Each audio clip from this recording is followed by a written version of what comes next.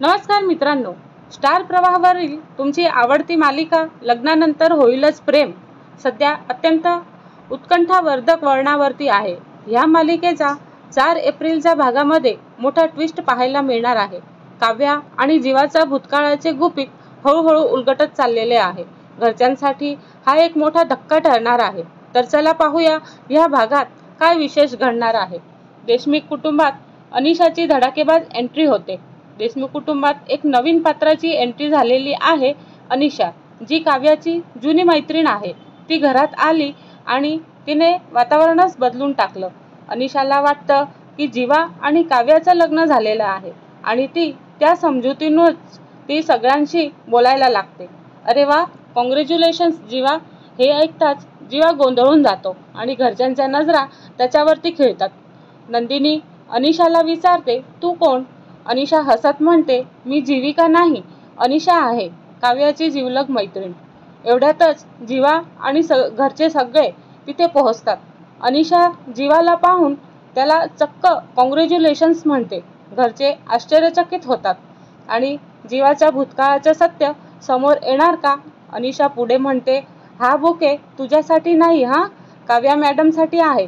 तुला माहित आहे ना काव्याला फुलं किती आवडतात? अनिशाच्या तोंडून हे ऐकताच घरचे विचारात पडतात। त्यांना आता शंका यायला लागते की जीवाला काव्याबद्दल एवढं कसं माहीत? आता तुम्ही दोघांची ओळख तर लग्नाआधी झाली नव्हती, मग हा सगळा प्रकार काय आहे? घरच्यांना वाटू लागतं की काहीतरी मोठं गुपित लपवलं जात आहे। जीवा घाबरतो आणि त्याला हे सांभाळता येईनासं झालं असतं। अनिशाची बडबड जीवाला अडचणीत आणते। जीवा तिच्याकडे घाबरून पाहतो आणि तिला गप्प बसायला सांगतो। अनिशा, पुरे झालं आता, तू खूप बोलत आहेस। पण अनिशा शांत बसणारी व्यक्ती नव्हती, ती अजूनही बोलायचंच राहते आणि अरे, मला आधी काव्याला भेटू तर दे, लग्नानंतर ती कशी दिसते ते बघायचं आहे मला। हे ऐकताच नंदिनी आणि इतर घरचे सगळे वेगळ्याच नजरेने जीवाकडे बघू लागतात आणि जीवा घाबरतो।